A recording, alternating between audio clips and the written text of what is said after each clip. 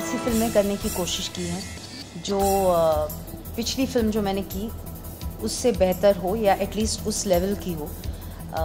It has to be worth doing it. और ये film जब मैंने सुनी, कहानी जब सुनी, तो मुझे लगा ये कहानी बतानी ही चाहिए. और ये रोल मैंने इमीडिएटली हाँ कह दिया. तो जो किरदार मैं कर रही हूँ, यस, ऐसा किरदार मैंने पहले किया नहीं है. I play the madam of a brothel. और ना कोई रेफरेंस पॉइंट था, ना कोई कि लगे कि अच्छा ऐसा कोई कैरेक्टर है जिसके बारे में मैंने देखा हो या पढ़ा तो है. हर एक्टर अपने एक्सपीरियंस से, जिन लोगों को वो मिले हैं, जिन लोगों के जिनसे इंटरेक्शन किया है, उससे कुछ सीखते हैं, उससे कुछ अडेप्ट करते हैं, वो रेफरेंस पॉइंट रख कर किरदार निभाते हैं. बट ज्योति जिस कैरेक्टर को मैं प्ले कर रही हूँ, ऐसे किसी इंसान से मैं मिली नहीं हूँ, वन ऑन वन इंटरेक्शन हुआ नहीं है. तो मैंने नागेश से पूछा कि जो मेरे दिमाग में एक ब्रॉथल की मैडम का जो किरदार है, वो जो फिल्में देखी हैं उस हिसाब से मैंने वही रोल्स देखे हैं, वही that is my memory of a madam. But वो नहीं चाहते थे कि उस किस्म का किरदार मैं निभाऊं. ना वो चाहते थे कि मैं किसी को पर्सनली मिलूं या उस तरीके से इंटरेक्ट कर I make the character like that. तो जब ज्योति किरदार निभाना था, she had to be real. I mean, हाँ मैडम है, लेकिन she is a real person. और I was following back on Nagesh's vision to say so. And मैं बहुत गर्व के साथ कह सकती हूँ कि लकीली नागेश और मैं, we were on the same page and we created a character which is real, at the same time very hard hitting. So yeah, that is the woman like Jyoti.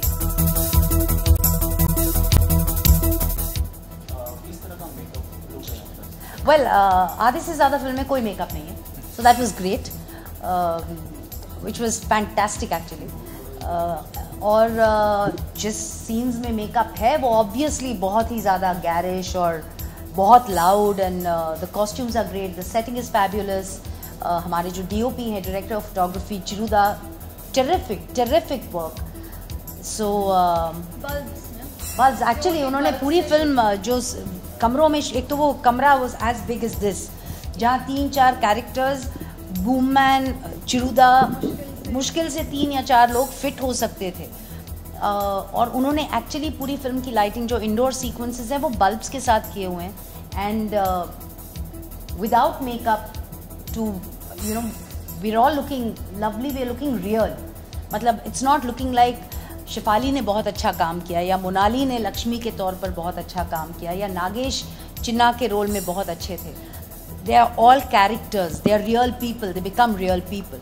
So yeah Monali आपको singer तो singer के साथ साथ आप actress भी अभी बन गई, तो अपने सफर के बारे में बताइए कि कैसे, मतलब आप सिंगर से एक्टर बने और कैसा रहा आपका पहला फिल्म हिंदी में आप पहली बार एक्टिंग कर रही हैं? हाँ जी, सफ़र बहुत ही अच्छा रहा, needless to say. Singing, I have been lucky that I pursued जो मुझे पसंद था, मैंने वही परस्यू किया था, बस म्यूज़िक. मैंने रियलाइज़ नहीं किया था कि how much I enjoyed facing camera, which I realized while in the process of this film all the more. तो जब मुझे ये ऑफ़र मिला, इनफैक्ट जब मुझे इस मूवी के लिए ऑडिशन करने के लिए मौका मिला था, तभी I was so happy that a director of his calibre, Nagesh sir's calibre, उन्होंने सोचा कि मैं even he can even call me for an audition was more than enough. Forget getting the role. So मैं I was in the 7th heaven, बहुत खुश थी कि मुझे ये रोल मिला था. एक तो वो कि नागेश कुकुनूर की फिल्म थी, and that would be my first film. That's an honour that itself is an honour. And then the other thing was Lakshmi is such a brilliant story that to be a part of this film as a girl, as a woman, is in itself another huge honor. तो एक ऐसे heroic character की story को मैं narrate कर पा रही हूँ. I'm actually playing such a character is a huge deal for me, and this is my debut film. So I think I'm already very proud of the fact that I'm a part of this. In fact ये बहुत ही relevant film है आज के तौर पर. ये ना सिर्फ लक्ष्मी की कहानी है जो एक बच्ची चाइल्ड प्रोस्टिट्यूशन में, फ्लैश ट्रेड में धकेली जाती है, पर ये कहानी हर लड़की की है, हर औरत की है जिसके ऊपर इस तरह की एट्रोसिटीज़, क्या कहते हैं, इस तरह का जुल्म किया जाता है. And the fight comes from with in. Society आपको हेल्प करेगी, लॉ आपको हेल्प करेगा, NGOs आपको हेल्प करेंगे, लेकिन जब तक आप अंदर से खुद के लिए खड़े होने की ताकत नहीं रखते, आपको कोई मदद नहीं कर सकता. So Lakshmi is a story of survival which is a basic instinct. जैसे जानवरों में कहते हैं, इट्स अ सर्वाइवल इंस्टिंक्ट, मरो या मारो, उस किस्म की कहानी है. तो it is a story of survival. जो ताकत हर औरत में होती ही है, बस you need that push. You need to come out and say, you know what, या तो मर जाऊंगी या मैं लड़कर मेरे खिलाफ जो जुल्म हो रहा है उसे ख़त्म करूंगी. सो ये बहुत ही रेलेवेंट स्टोरी है. और इससे अगर देखकर हर औरत अपना, और जब हम जुल्म की बात करते हैं, ना सिर्फ प्रोस्टिट्यूशन, ना सिर्फ चाइल्ड प्रोस्टिट्यूशन की बात है, बट एक सिंपल सी बात, जैसे एक हस्बैंड अपनी बीवी को घर पर मारता है, वो औरत लेते रहती है, ये जुल्म सहते रहती है, बट जिस दिन वो तय करेगी कि अब ये मैं नहीं सहन करूंगी, that day is a new day for her, that day is a fresh start for her. So if every woman can take home that kind of message from this film, then great. And also मर्दों के लिए, खास करके ज्योति जो किरदार मैं निभा रही हूँ, I can't tell you all what happens in the end. फिर तो but it's a lesson for all men कि beware, women can really be strong. देखो, चेंजेस ओवरनाइट नहीं आने वाले. मतलब अगर निर्भया जैसा केस हुआ, उससे लॉ चेंज हुआ है. There is a capital punishment for rapist. तो ऐसा नहीं है कि चेंज नहीं आया है. या लक्ष्मी, आपको पता होगा कि ये this is a true story. It's not a fabricated film, it's not fiction. ये लड़की है जिसने इन सब ट्रैफिकर्स को कोर्ट में चैलेंज किया, and she bought those people to book. So जैसे मैंने कहा, चेंज ओवरनाइट नहीं होने वाला. It's a change which is going to happen slowly, gradually, but it will change. और अगर हम लोग सब यही मानकर चले, मेरे करने से तो कोई फर्क नहीं पड़ता, तो फिर सब घर पर बैठे रहेंगे, कोई कुछ नहीं करेगा. Like Monali said, very clear vision, extremely clear vision. He loves his actors but doesn't tell them. बताते नहीं है.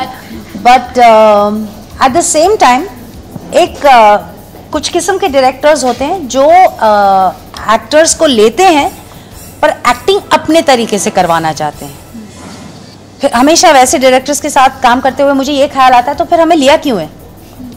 If you don't think I'm going to bring something to the table, why bother with me?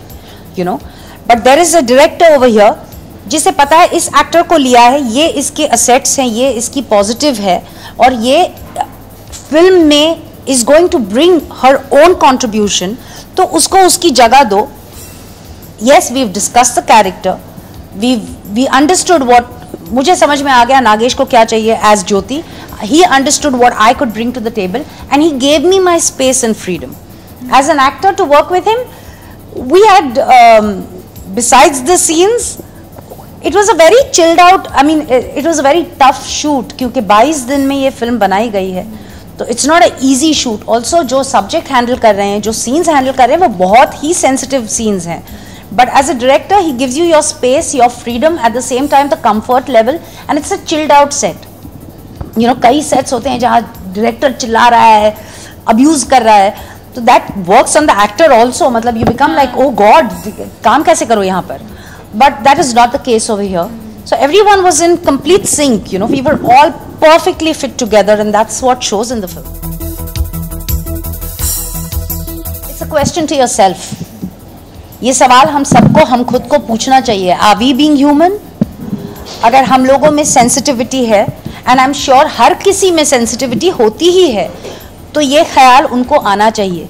ये film लोगों को अच्छी लगे ना लगे वो बात की बात है, ये फिल्म बॉक्स ऑफिस पे क्या करे बात की बात है, लेकिन ये फिल्म एक ख्याल ज़रूर छोड़ेगी हर इंसान के दिमाग में कि am I doing enough, am I being human enough, you know. I think ये आर वी बीइंग ह्यूमन से ही ये फिल्म बनी है, ये क्वेश्चन के थ्रू ही आई थिंक ये क्वेश्चन सर के दिमाग में आया होगा और वहाँ से उन्होंने चालू किया to actually work on this film. So the story I think came from this question, are we being. Happy New Year, a very Merry Christmas, have a great year, have a safe year, take care of yourself, go out and party but please be safe, don't drink and drive, and don't go into parties where you don't know people, please. It's you know, this is not the last New Year of your life, let there be many wonderful more to come.